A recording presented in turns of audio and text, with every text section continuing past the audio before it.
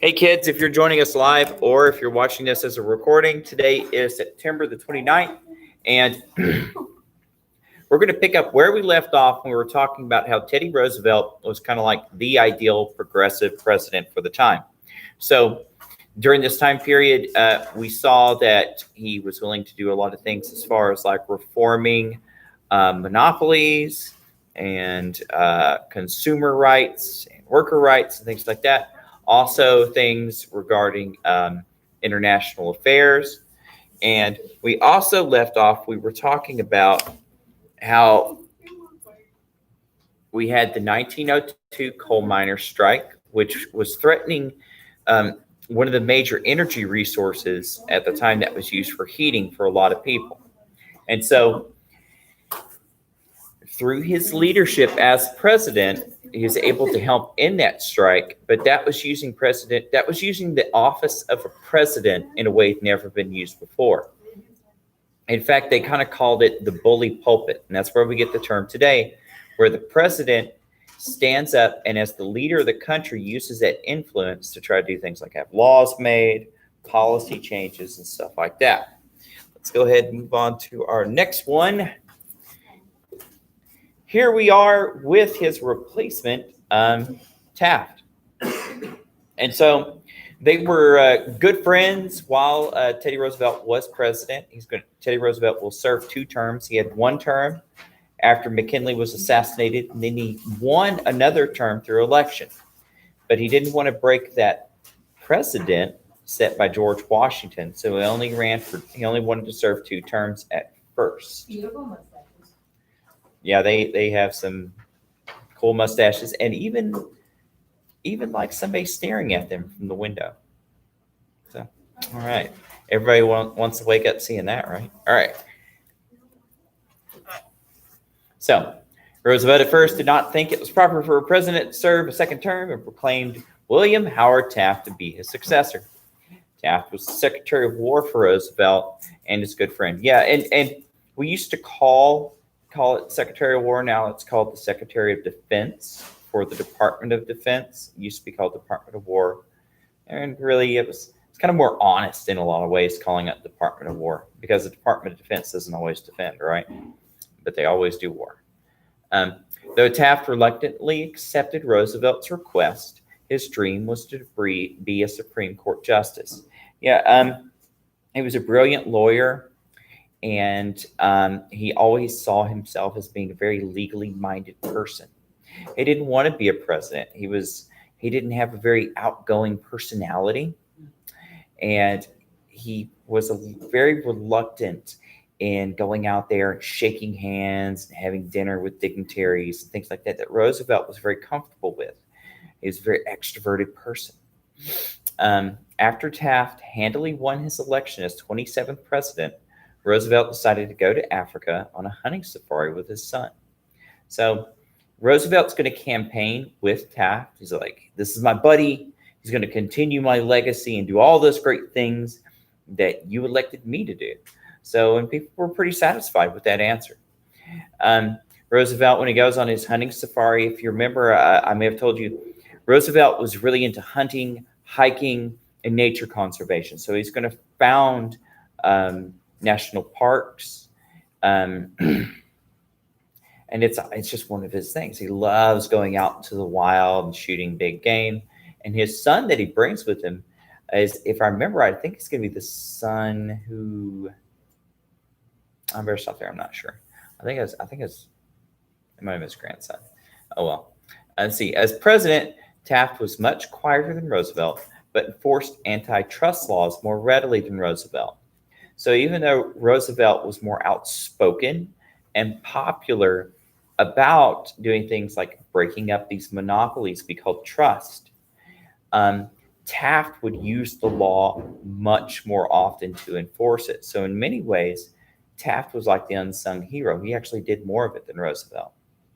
Taft was also known for his dollar diplomacy, in which he used U.S. business and financial investments along with promises of military protection in Latin America and Asia. So he's not going out there and taking over countries or anything like that, but he's spreading American influence. And so by opening up the poorer countries that we're having contact with to finances and businesses, it helps our businesses out here because they're able to start selling in those places. And by offering military protection, you get two things. One is the government there is going to be more willing to go along with what you want. And the two is if you have American businesses there, they have protection. And so like if it's a lawless place, at least there's US soldiers to keep things intact. Of course, a lot of these businesses in South America had to do with mining. They're mining companies that were owned by Americans, but especially think about like tropical goods that Americans like to have, like coffee and bananas and stuff like that, right? So you're going to have a lot of large like plantation, like Dole is going to be a big one, like especially in like places like Hawaii and stuff. And I don't know about you, but I really like to eat bananas and I like to drink coffee. So it's like daily. Huh? You were this. I heard somebody say that just 2 days. Well, now Saturday. You too? It makes it like my throat and my mouth feel like I have really big blisters. Like it gets really hot and itchy and bumpy. It does that with watermelons and cantaloupe too. I also eat watermelons. Yeah, I was talking to a vegetarian, and he said he eats bananas all the time, but he's allergic. And I'm like, but the thing is about allergies is like sometimes it gets bad, right? It's okay, it just irritates you, and then one day you're like anaphylactic shock, and you're in the hospital and you can't breathe. So you gotta be careful with allergies. So because sometimes they just go bonkers. So this is like a lot of people criticize Taft. They call this like American colonialism. It's like a new form of empire where you don't control countries, but you influence them so strongly. You kind of do in a lot of ways. But Taft saw this as a way to promote American business and help civilize some people and stuff like that. All right, so it's actually a G. That's GOP. Oh. So yeah, the elephant in American politics symbolizes what party? Republicans. The donkey is Democrats. But there's a moose there too, and that's going to be a new party called the Bull Moose Party. It's going to be the Progressive Party. Remember we talked about third parties earlier? Well, we're going to see a third party crop up, and it's going to lead to the loss of one party and the victory of another. Because in American politics, whenever you have a third party come up and it gets popular in our two-party system, it's only going to siphon votes from one side. Here, since Teddy Roosevelt's going to be the leader, it's going to suck voters from his old party, the Republicans, which is going to lead to a Democrat victory. You're going to see something similar happen in the 90s when a guy called Ross Perot is going to absorb Republican voters and lead to the presidency of Bill Clinton. So that's how Lincoln got in office. Same thing. Welcome back, sir. We're starting a new slide. All right, so Roosevelt began to become dissatisfied with Taft's performances in the White House. He started to openly criticize how Taft was doing things. He didn't think he was outgoing enough, and he believed he was undoing many of the reforms that Roosevelt fought for as president. So they don't like each other anymore. It's not good. And Roosevelt is actually going to go to the Republican convention and demand the nomination so that he can become the Republican president. That's almost unheard of. When a president is there for a party, the political party keeps him as the incumbent. They're going to run on him again because incumbents almost always win, and it shows like a lack of faith in your own system if you kind of switched over. Yeah. Did you pick up the warm up from last week? No, I'm going to take him up Friday. I might as well let him continue on. So yeah, just bring him on Friday. If you already turned him in, that's okay. I'll hold on to what I got. Excuse me. So, all right. So, and at the convention, that's when they hold They'll have caucuses before this. That's where people who are of a political party will vote for one candidate or another to represent them as president in their political party. And then they run for the general election to see who will be the actual president. So even though Roosevelt was so popular when he was president, after spending time out of office for about 4 years, his popularity declined. People started to forget him because politics is a rather fickle thing. People often do forget stuff like that. So Taft is going to be nominated as the next candidate. Roosevelt's going to be very mad about this, but he's popular enough to start another party, the Progressive Party, also known as the Bull Moose Party. By splitting the Republican Party, the Republicans went from a sure victory to a humiliating defeat. The Democrat Party was then able to have its candidate, Woodrow Wilson, elected as the 28th president. So, though he held to progressive ideas, he would change the direction of the country. So like I told you, progressivism at this time was both a Republican and a Democrat thing. But we're going to see that some of the focus is going to go away from the old, the Republican middle class kind of industry as its focus and internationalism to Woodrow Wilson is going to be a bit more focused on agricultural ideas and changing the monetary system and stuff like that. So he's going to have sprinkled in some of that old populist stuff.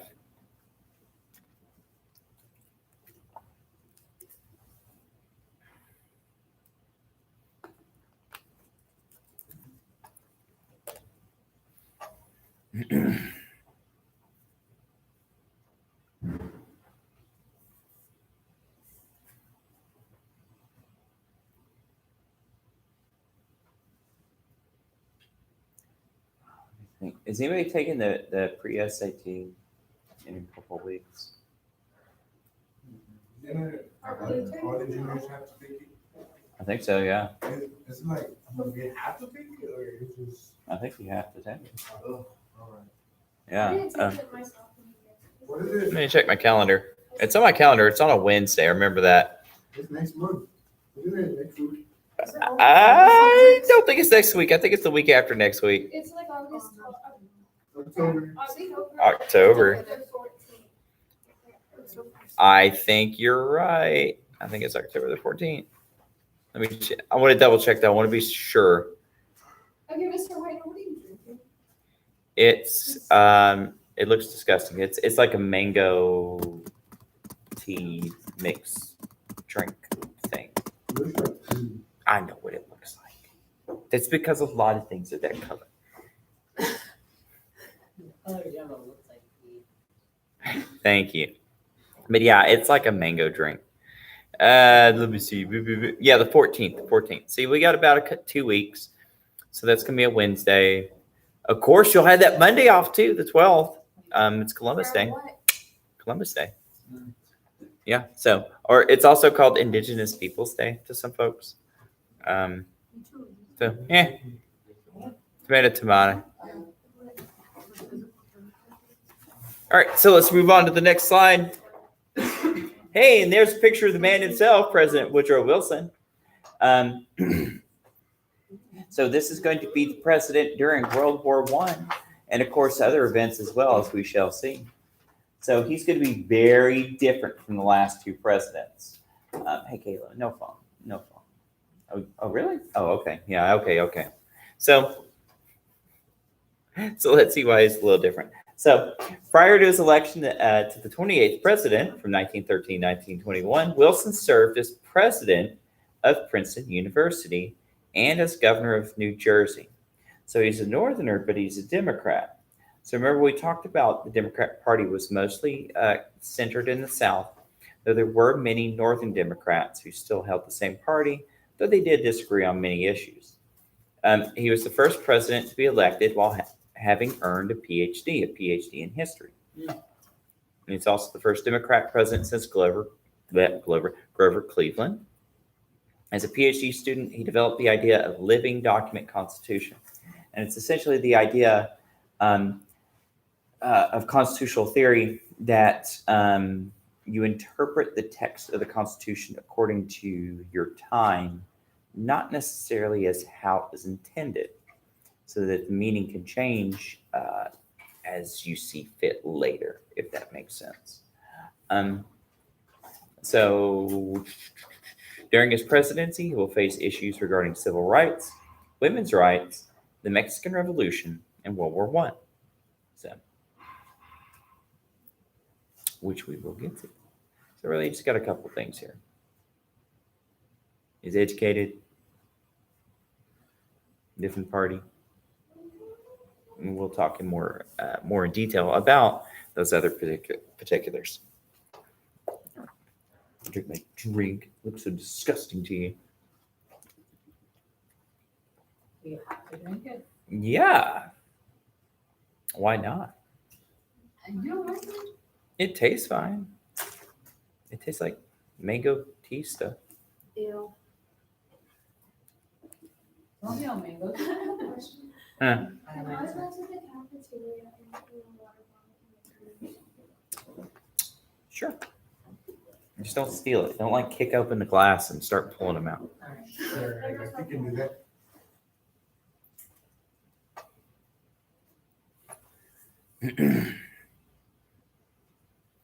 Let me think. And I know next Friday, next week, we're going to have another house meeting during fifth period. So next week after that, we're going to have the PSAT, pre-SAT. I think we have picture day coming up too, actually. Yeah. Yeah, it's going to be the 15th. So the day after your PSAT, you're going to have fall picture day. It's not fair. Do you have to wear It's not fair. We uniforms? still have to wear uniforms. Why does it? Really? Absolutely. Yeah, I don't think they're going to let you not wear a uniform. Why do I have to wear? You might as well, literally.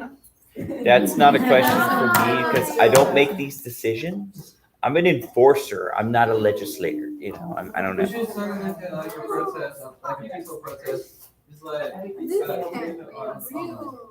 We should do Well, I can't guarantee something like that's going to work. I mean, it could be worse. I don't know. Well, What can possibly get worse than wearing a uniform? Not wearing clothes. I'm thinking of a lot. Sir, I stayed up all last night reading about Chinese concentration camps. I think I could think of a few things right now in my head. All right, so moving on. I swear, if they change that, See? if they change Hey, the shoe, there you go. I'm running out of. Maybe give you a list of 3 haircuts. You can only have one of the 3 haircuts, maybe. What about that one? Huh?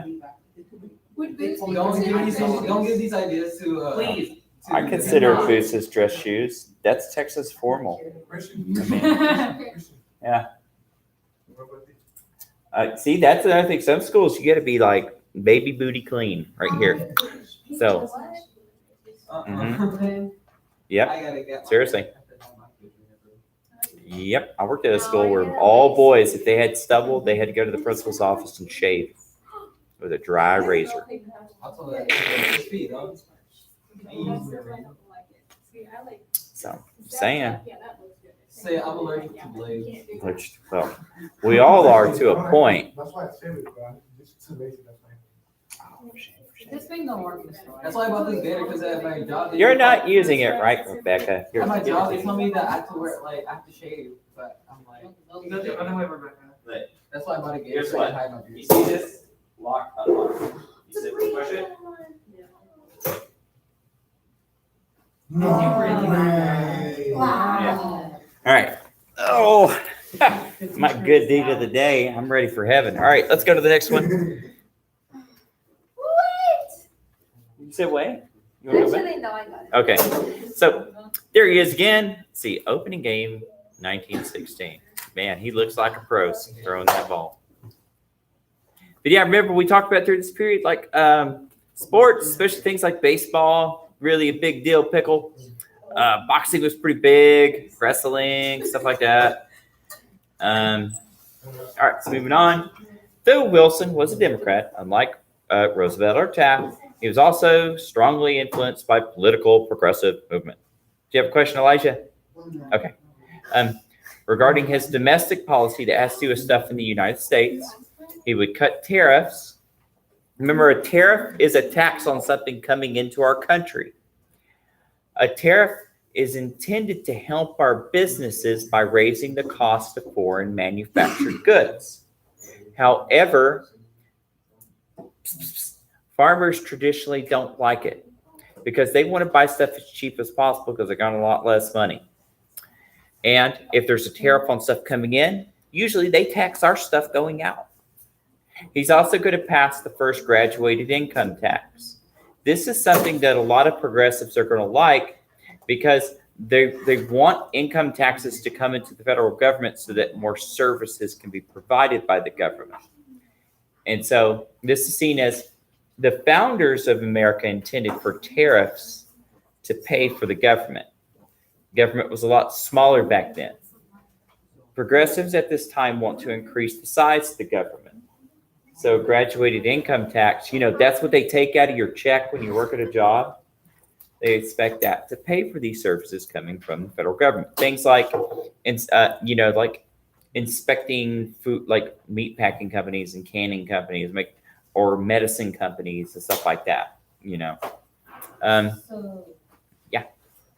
Who benefits from tariffs? Well, the thing is like when you think about what a tariff does, if we're importing something for 50 cents and we put a 50-cent tariff on it, it costs $1.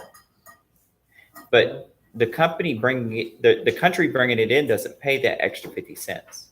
The person buying at the store does. So really it's a tariff. It's a tax on the consumer. The money goes to the federal government. The problem with tariffs is usually when something's tariffed, people buy a lot less of it. So that means there's a lot less money going towards the government.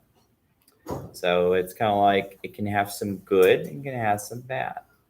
So there's a lot of criticism for it, but a tariff can help out certain industries. So if another country like England can make shirts for 50 cents, but we make our shirts for 75 cents, the idea is to make their shirts more expensive to our consumers so we buy more made in America. It works sometimes, sometimes it doesn't. So same with farming goods and stuff. So let me see. He'd also see the passing of the Federal Reserve Act, which helped control the nation's money supply and interest rates for loans. So yeah, the Federal Reserve, they do things like they set how much money you can get back if you loan someone money. Like what's the interest rate? Like 1, 2, 3, 4, 5%. And money supply, they adjust how much money is in circulation, because if there's more money in circulation, the money's not worth as much. If there's too little in it, then the money's worth too much and everything's too expensive. He also passed a law which allowed for low interest rates for farmers. So farmers could take loans at low interest, which helped them out. And the Child Labor Act, which limited the number of hours that children could work. So once again, we see that other presidents are doing this, even though it's a different party, there's still this movement, this theme that's going on through American politics. So the 19th Amendment was passed during his presidency. That's the one to allow women the right to vote, Women's Suffrage Amendment. He wasn't for this, but he's going to be superseded because he's going to, well, for one, he's going to face some crippling strokes. That's essentially going to have his wife in charge of the presidency. So yeah, and that's going to hamper a lot of his foreign policy stuff too, because that's going to be at the end of World War I. He's going to push for one of his pet projects called the League of Nations, but unfortunately, he's going to be too out of it to see that through. And y'all know what a stroke is, right? It's like when you have not a burst, when you have like a blood clot or something like that go into your brain, and it can damage your brain pretty bad. A lot of times people come out of strokes, they might have a lot of motor problems to where they can't move parts of their body. They can have personality changes. They can start losing their memory and their ability to process information or retrieve memories. It can be very, very bad. And he had quite a few that were not so good for him.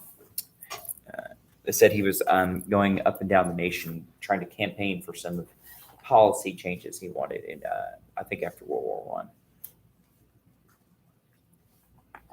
It was just too taxing, too much stress. He probably had other health problems too, underlying things. So, yep. Of course, I think there's other things that cause strokes too.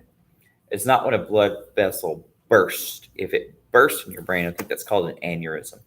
And usually those are like quickly deadly, like, and rare. So.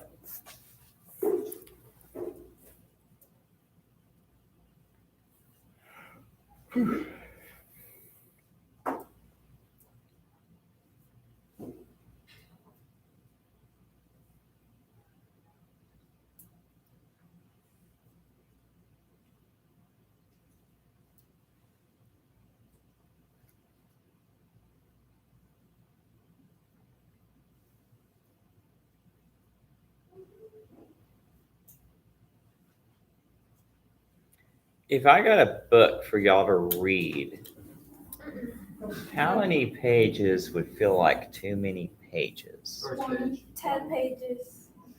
One page usually. No, just the title, just like. not even- Real book, All right. real book. What if it was like 120? That's okay. Yeah. Maybe even Realistically less. talking about, like being serious. I'm talking What if about- you just, what if Like, I would you just, do like, 100 kinda, like, pages? Kind of Oh, you're like talking at about how 80 big the pages. book would be. I thought you were talking about like how much it would sign as. Oh, yeah. No, I'm thinking about something. I'm going to ask the office to order me some stuff. So I was going to order like some little books. They're only like $3 each. So I was going to get like a What set did of we have 20. last year? Depends on the kind of book it is. If it's a biography. It's written about somebody's experiences, but they wrote Like about their memoir. experiences in like a fiction. So it was about a fictional person, but it's about his life. Like a memoir? Yeah, kind of like a memoir. And I was gonna order some like study stuff for my SAT class because I don't know. I need to go talk to the office today, but I have a meeting like kind of after y'all leave, so I can't run down there and talk to them. Yeah. The SAT prep, like study material, would that be like one of those book things that like has all the stuff that? Yeah, but it's actually the stuff. The thing is, Because if it's a book, then I would study that a lot more than I would do anything online. I should ask about that. I was actually going to order ASVAB stuff because we don't have any ASVAB study material. Because Khan Academy has that, but yeah, you're saying you're not comfortable with that.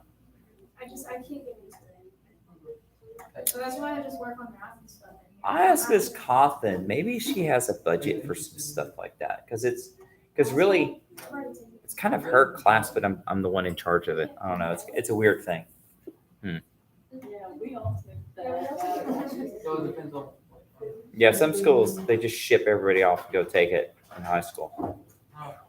They brought it to us. That's- Really? Yeah, I had us in two separate classrooms. So it's And some military dudes did that. Well, I need to call the recruiter's office then. Like, hello.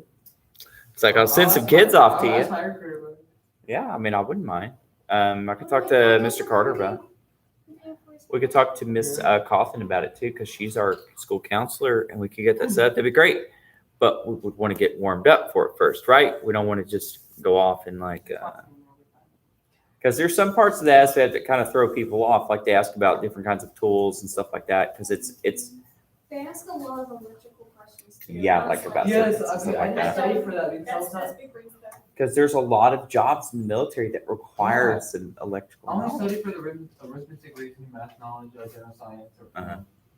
and all the other stuff. But I was not prepared for the engineering part, all the other stuff. I did Here's the the extra thing. 4 sections. You don't have to pass all of it. I don't. No, because look, if you're bad at those things, it's supposed to be an ability test to see what you're best at, to see what jobs for you, right? I mean, all you gotta do is get good enough to get the job you want. That's it. That's all you gotta do. Babysitting. Well, see, the last time I took it, I missed maxing, but at one point, I'm not trying to brag, but the thing is, I didn't like. It was when I was going into reserves, and I wanted to be local, so I just picked whatever was open local. Like I said, I could have any job I wanted to, but I picked something local. Must be nice. It's only because I just got out of college, and so I was really ready. I was just like, okay, so it's fresh, you know. Yeah. But yeah, but after you've been in college for 4 years, a lot of that stuff's easy. So that was my. If I took it right out of high school, and I didn't do well. I didn't. Yeah, probably that's how I didn't do very well. That's fine. I mean, I haven't got out of high school yet. Yeah, see, like I didn't do all that well my first time I took it, but my second time I took it, I got out of college. I was ready. Hey, let's do one or two more. All right, anybody know who this guy is? No. Pancho, that's right. So, Wilson's going to be the president during the Mexican Revolution. The thing is, the Mexican Revolution is going to spill into America, and Wilson is going to hate this guy. He's going to constantly send soldiers in trying to capture him, right? But he's not going to. Unfortunately for Villa, he's going to be killed by his own people. So, though he was not known for being outwardly racist, Woodrow Wilson refused to allow black soldiers to serve with white soldiers. He didn't really want to hear about ending segregation or anything like that. He was also the first president to watch a movie in the White House. A movie it was a silent film called The Birth of a Nation, which portrayed the KKK saving the South. So yeah, apparently it was a very racist film, right? Yeah, go ahead. He viewed it in the White House. He said he didn't really like it that much, but you have to remember that in the South, he was the Democrat Party president. He wasn't a Southern Democrat, but Southern Democrats were very closely tied with the KKK. So they kind of were like, hey, we're got something in common. Let's show you this movie. In the West, Wilson faced issues regarding the Mexican Revolution. In 1910, Mexico faced a contentious election in which Francisco Madero challenged Porfirio Diaz. And so Porfirio Diaz had been president for quite some time in Mexico, and he actually acted more like a dictator. He was super corrupt, and he kept a lot of cash for himself. He paid for a lot of projects that only helped out his rich friends. He exploited a lot of poor people. He was very unpopular. But Madero, it looked like he was going to win, so Porfirio arrested him. And so this is going to lead to a popular uprising and revolution against him. One of Madero's generals was Pancho Villa. And so during this time, Villa led expeditions into America and at times fighting U.S. soldiers. And so in their expeditions to America, they would try to get support from some of the local Hispanic population there. Sometimes they would also conduct like bandit raids on ranches and farms for cash. Sometimes they killed the people there. And these people were American citizens. So Woodrow Wilson would send in the army to go chase them. And at times the army would even enter into Mexico looking for him, but they could never find him. This would be a constant problem for Wilson until Villa's assassination in 1923. He will be betrayed by Madero. He'll be captured and executed because he got too popular. Madero was worried that he was going to get more popular than him, so he had him killed so he didn't take his popularity.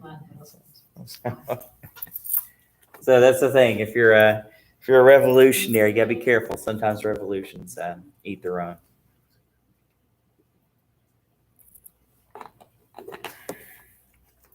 But of course, the focus is going to be shifted away from all of this because, and of course, it's going to be from World War I. It's going to be so consuming that that's really all that Wilson's going to be able to pay attention to.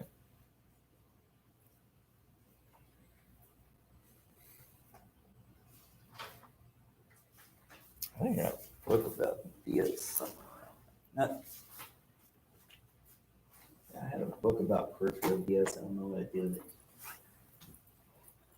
Oh, there it is. Judas and the Jockey Club.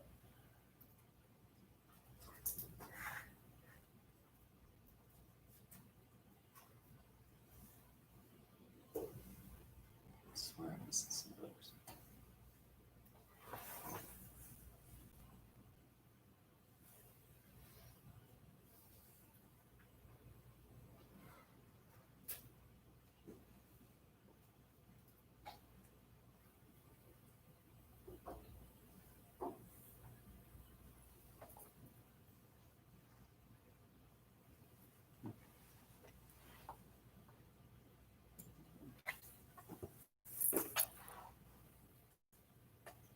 I think we'll do one more after this and we'll call it a day.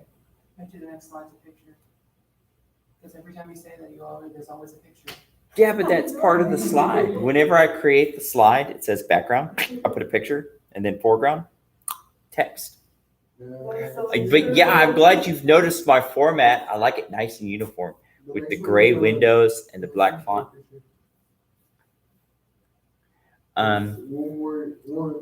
When I first started teaching history years ago, I used to put like a lot of graphics and stuff like that, and it just distracted the students. They were like, "What's the next one going to be?" Right now, it's just like embed videos and stuff, and but it took all day too. So I just been like rearranging, changing the settings for it. I'm like, all right, it's been 2 hours. I got one slide done. That doesn't work so well.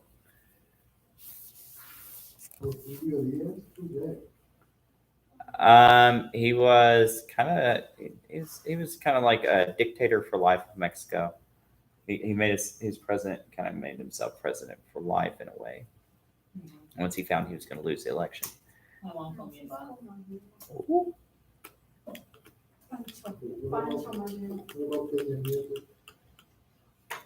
Considerable for Francisco to be making Pancho. Yeah. Why? Francisco's are Pancho. Why? To make that Francisco, his nickname was Pancho. You know how they conversate? ¿Cómo? Chepe. That's how they call them. They call them Chepe. What about Ignacio's? They They're call them Nacho. Chepe. I mean, they're Nacho. They call them Chepe and Tito. Chepe? And Tito. Tito? All right, let's go to the next one. Last one for the oh wait, no, I don't want to do this one yet. We'll do this when we come back next time. I want to start World War One when we come back on Thursday. We'll talk about what led up to it, and we'll talk a little bit about the war then. Yeah, because I think we're gonna end it there, kids. See you on Thursday. Hey, I took notes this time. Look. I was taking notes. Good.